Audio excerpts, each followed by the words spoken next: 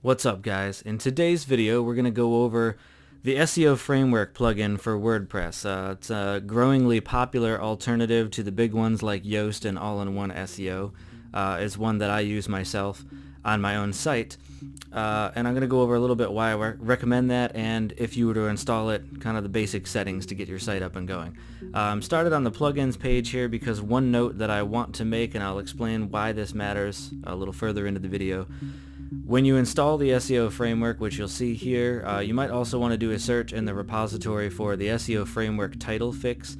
It's a little add-on plugin that corrects an issue that I've had on a couple different sites, including my main one, which again I'll get into in a second. Okay, so let's go to the actual plugin settings.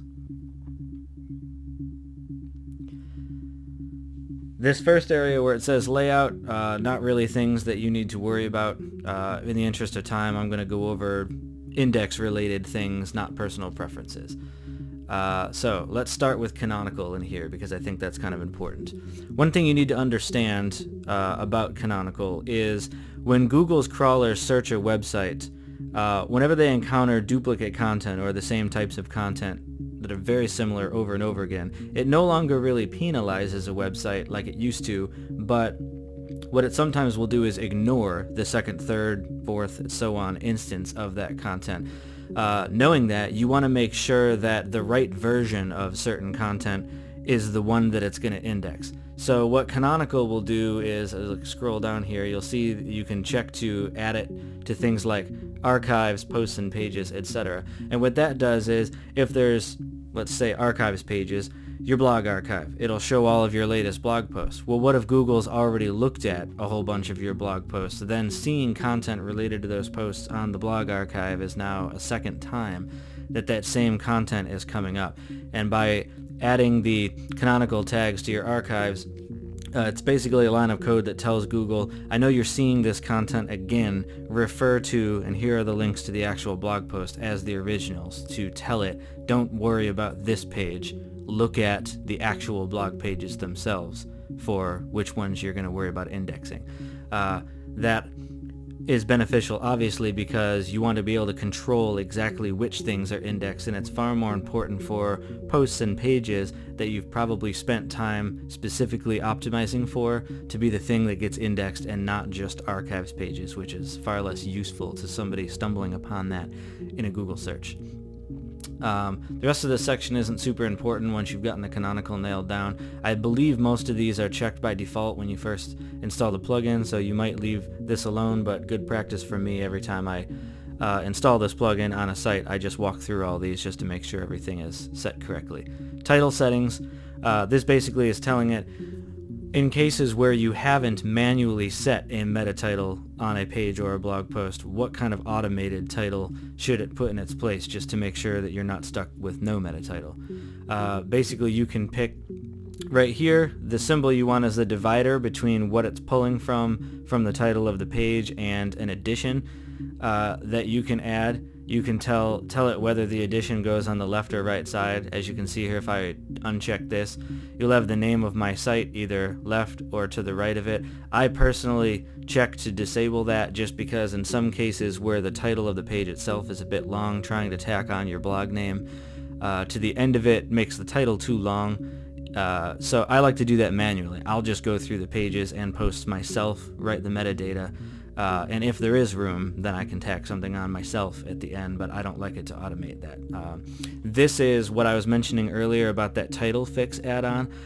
This option, for some reason, sometimes doesn't work correctly with the base plugin, depending on how your theme works, and it's been that way for me on quite a few different themes that I've played with on sites. So just adding that little add-on plugin makes it so that you can check this box if that's what you want to do. Same idea for the meta description settings. This is telling it if there's not a meta description set for that page or post, automate one. It'll say example title. It's basically pulling from, again, the title of the post, and then you can tell it which things you want to be added or whether they are. I leave that on meta descriptions for like rare archives and things like that I'm not going to go through manually and set. That way it can set something, but again, this becomes largely irrelevant for me because it only does this on pages where you haven't manually set it, and for me, pretty much every page has been manually set, and I would recommend that to everyone else as well. Here you can set things for the home page, same deal with the additions and stuff like that. You can set it here, but if your front page, like it is on a lot of themes, is actually a selectable page under your pages area, you can also just set that information from the edit screen on that page. It'll do it either way here, and then it'll help guide you as you're writing them, whether they're good meta titles and descriptions based on length and things like that. Social media settings. Generally, I leave all of these things checked. That just helps link stuff that's going on in your site to your associated social media pages a little better. An article publisher Facebook URL is basically the link to your Facebook page that's associated with this website. Same for Twitter. It's not huge that you put them here because you scroll down a little further, we'll see in a minute, and there's more of that information there. Schema information, these are checked by default. You can leave those alone. Under presence, you definitely want to output an authorized presence that tells it that this site is the official authorized version of that brand.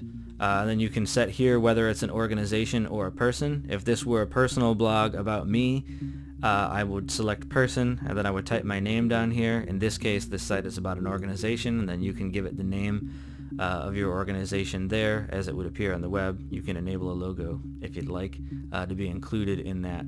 And then under here is another opportunity to tell it, when you see this brand on the internet, here are the official Facebook, Twitter, Google+, Instagram, YouTube, and so on pages to be associated with this brand. That just helps Google, when it crawls this information, understand that about your brand name for other things, since social links are important. Robot settings. The indexing and following and archives areas are the main things that we'll look at. Here you can basically tell it if there are certain areas of the site you don't want Google to index. I prefer a more precision approach. One of the things that affects your ranking is kind of what you could think of as a quality score that Google gives. So it'll scan every page and archive and whatnot on your site, and the average, what it determines how useful each page is, the quality of the site overall, will affect how much of an authority you seem on this topic. So things like author archives, date archives, search pages, attachment archives.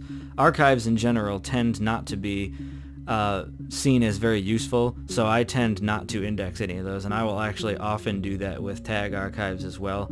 It's useful for it to crawl that to understand the site, and users can certainly browse posts if you have a lot of them by tag archives and things, but that for something indexed is not useful, and you can often benefit from keeping this out of the index. Following, you can tell Google, aside indexing it, not to even follow certain things. I don't really see a reason why it's harmful to Google to follow things, to get a better idea of how things relate to each other in your site and index it a little bit more thoroughly. That doesn't hurt anything.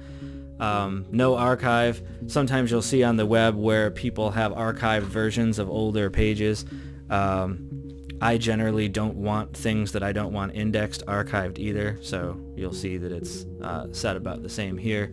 You would never want to use this setting for either one to no index the entire site, unless maybe you're in the midst of a redesign or something and you don't want it to be as publicly visible while you do that. If you're using Google Search Console, also known as Google Webmaster Tools, same for Bing and things like that, they'll often give you a verification code to claim your site. You can put it elsewhere where it directs you to, but this plugin makes it really easy to just take that verification code and plug it in right in here. You hit Save Settings at the top, and you should be good to go. Sometimes if you have a caching plugin, you'll want to purge your cache after setting this before you go back to Search Console and tell it to check. Otherwise, it'll sometimes say that it couldn't find your codes. You do want to tell it to output a sitemap. I believe that's enabled by default. It'll automatically add the sitemap location to your robots.txt file. More on that in another video. That's checked by default. Another thing you can leave alone. Timestamps you can leave alone. These things I believe are checked by default. That just means that whenever you make a change, such as adding a new blog post, new page, that it's also going to notify major search engines about changes to your sitemap, just as a way to say, hey, I've added a new post and the new URL to it is in the sitemap, come check it out. Just makes it a little faster that search engines will grab onto your new content. Feed settings for people who still use feeds to aggregate content. I highly recommend you say that you want to convert your feed entries into excerpts. This just means that feed scanners that are looking at your site aren't getting literally the entire blog post that you write. That helps prevent scrapers a little bit. Some sites just pull entire articles that people write into their site, sort of passing them off as their own content. And if you have your whole article in your feed, it's a lot easier to do that. Whereas in this case, if you tell it it's an excerpt and then also tell it add a link to the source below the feed, what happens is, if, say, I wrote a new blog article and it's in my feed, and you pick that up from your feed reader, it's only going to show an excerpt of my post with a link to see the original content here. And that does two things. Causes anyone reading that to be able to go back to where it originally was.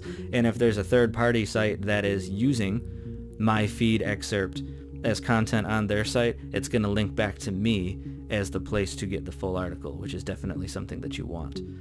Hit save settings and you should be good to go. That's pretty straightforward for the basic setup of the plugin. You kind of work through those settings and you are good to go from there foundationally to start optimizing your pages and posts, which we'll get into in more detail in another video. Hope this was useful for you guys. Please like and share to anyone you know that would find value in this if they've been working on their WordPress site themselves and want to kind of get their SEO going, and I'll join you in the next video.